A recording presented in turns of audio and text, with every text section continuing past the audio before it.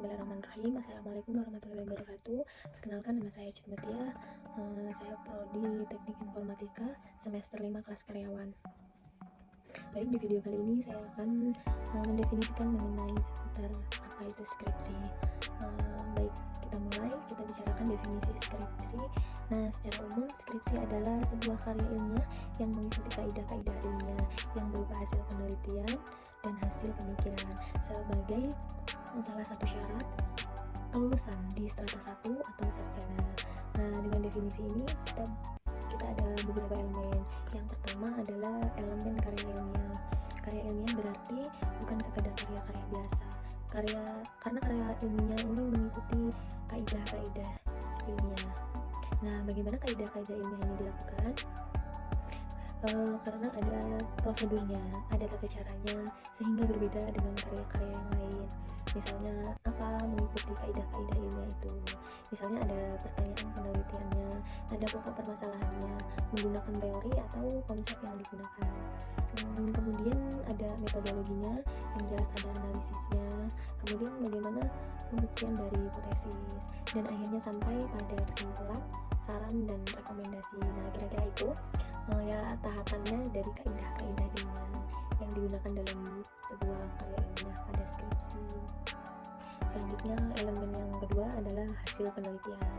Karya ilmiah ini bisa dalam dua bentuk, yaitu hasil penelitian dan hasil pemikiran.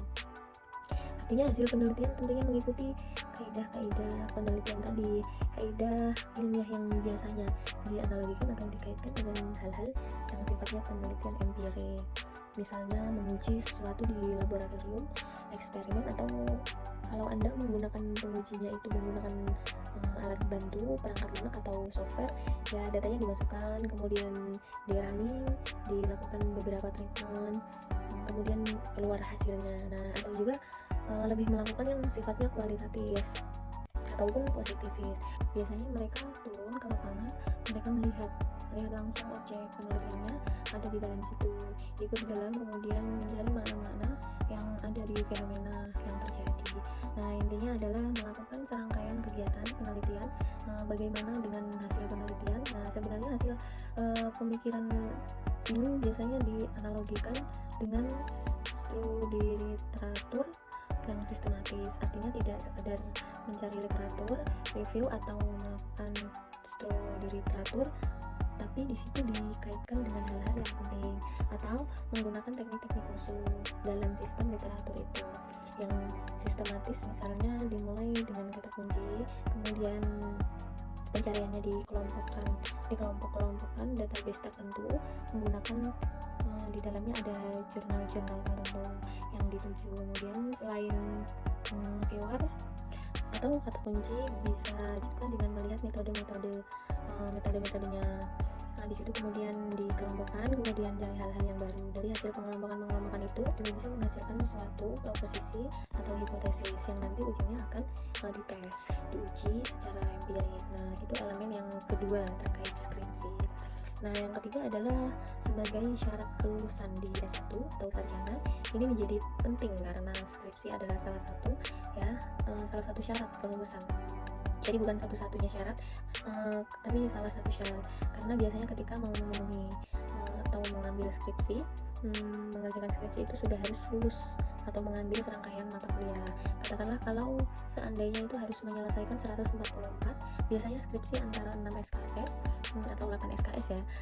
Sehingga kalau mahasiswa sudah mengambil MK atau lulus 138 SKS, biasanya dia bisa atau diizinkan mengambil skripsi ini, bisa bebarengan dengan magang atau bebarengan dengan MK lain ya, tergantung aturan di kampus kita.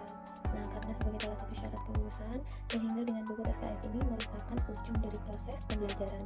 Jadi kalau membuat skripsi seringkali bahkan sering berkaitan dengan teori-teori yang pernah dipelajari selama kuliah, atau mungkin mengantar atau metodologi, dan juga MK yang bersifat tematik atau topik-topik tertentu.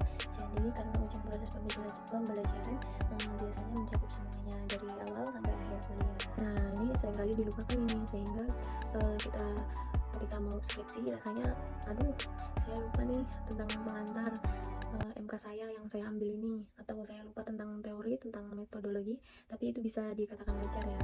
Karena biasanya MK pengantar teori atau metodologi itu biasanya agak jauh di ujung atau semester akhir ketika Anda mengambil skripsi. Walaupun memang pengaturannya berbeda-beda, tapi itulah intinya tentang definisi skripsi dan syaratnya. Terima kasih. Mohon maaf kalau kurang jelas pengertiannya, kurang jelas penjelasannya. Mungkin hanya ini yang bisa saya sampaikan. Kurang lebihnya saya mohon maaf. Padahal saya mohon ampun. Terima kasih. Wabillahi taufiq wal hidayah. Wassalamualaikum warahmatullahi wabarakatuh.